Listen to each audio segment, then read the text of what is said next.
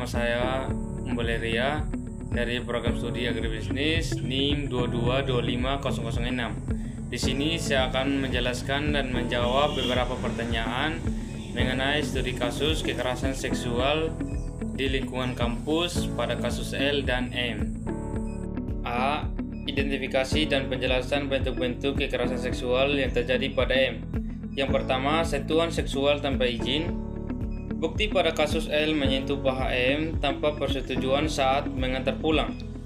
Penjelasan, sentuhan intim yang tidak diminta termasuk bentuk kekerasan seksual fisik. Ini melanggar batas tubuh dan integritas korban. Yang kedua, pelecehan verbal atau rayuan yang tidak diinginkan. Bukti, L sering memberi komentar yang mengarahkan seksual, mengatakan ia sudah lama tertarik pada M. M merasa tidak nyaman.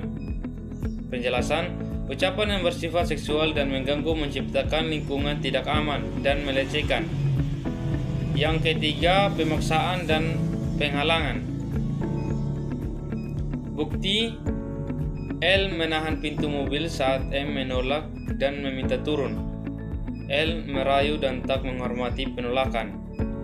Penjelasannya, memaksa seseorang tetap berada dalam situasi fisik bersama pelaku setelah penolakan termasuk tindakan paksaan yang meningkatkan ekspektasi kekerasan. Yang keempat, penyalahgunaan atau relasi kuasa. Bukti, L adalah senior dalam organisasi. M merasa takut melapor karena L berpengaruh dan khawatir reputasi organisasi. Penjelasan, ketika pelaku memegang posisi senioritas atau berpengaruh, tindakan seksual tidak hanya personal tetapi juga memanfaatkan posisi untuk menekan korban dan membuat korban rentan terhadap ancaman sosial. Yang kelima, penyikapan atau membisukan. Bukti, teman-teman menyarankan agar M diam saja agar reputasi organisasi tidak rusak. Penjelasan, saran menyembunyikan kejadian merupakan bentuk kekerasan struktural yang meminggirkan korban dan mempertahankan impunitas pelaku. B. Analisis dampak psikologis, sosial, dan akademik yang mungkin dialami M. Dampak psikologis, trauma emosional, perasaan takut, cemas, dan terancam, kemungkinan mengalami flashback atau mimpi buruk. Dalam kasus, M merasa takut mengikuti kegiatan organisasi dan prestasi akademiknya menurun, indikator stres dan penurunan kesejahteraan psikologis. Dampak sosial, isolasi, menarik diri dari kegiatan sosial. M takut ikut organisasi lagi.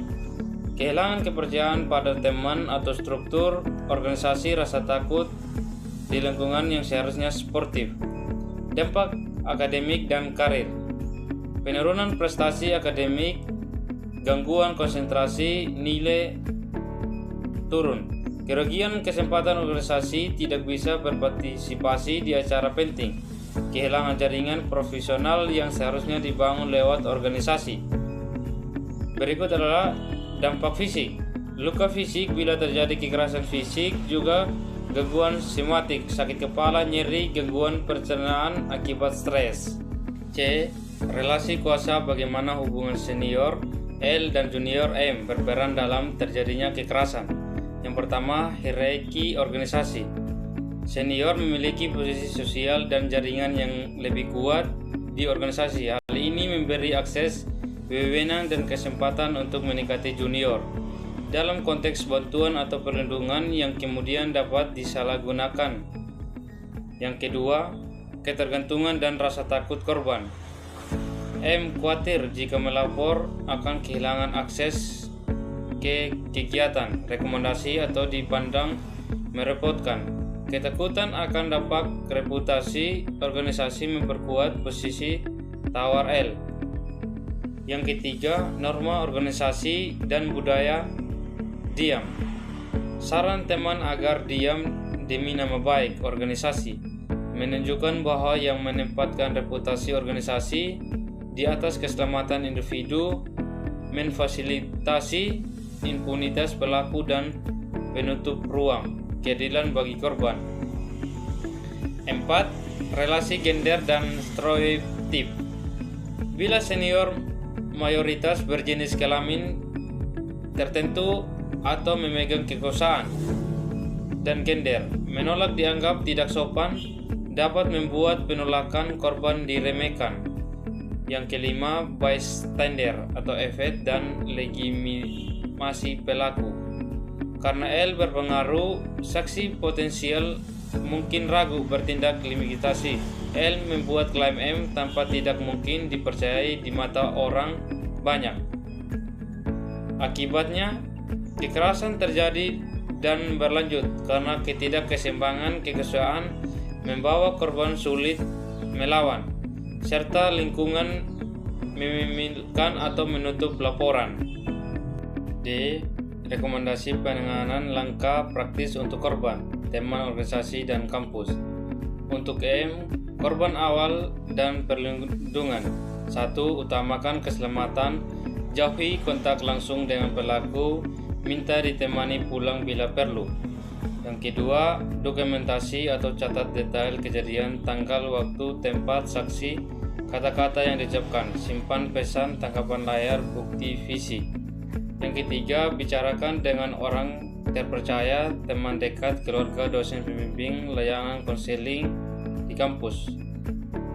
Yang keempat, cari dukungan profesional psikologis, konselor untuk penanganan trauma. Layanan medis ada kebutuhan pemeriksaan. Yang kelima, pertimbangan pelaporan formal, lapor ke pengurus organisasi, unit pelayanan kekerasan seksual kampus atau pihak kepolisian jika merasa terancam atau terjadi kekerasan fisik. Untuk teman, support system. 1. Jangan menyentuh korban, diam, dukungan emosional kritis, dengarkan tanpa menghakimi. Yang kedua, bantu dokumentasi dan pendampingan, temani saat melapor, bantu mengumpulkan bukti. Yang ketiga, jangan menyebarkan kabar yang merugikan perlindungan privasi korban. 4. Jadilah bystander proaktif jika melihat pelecehan, intervensi aman atau laporkan. Untuk organisasi unit kemahasiswaan. 1.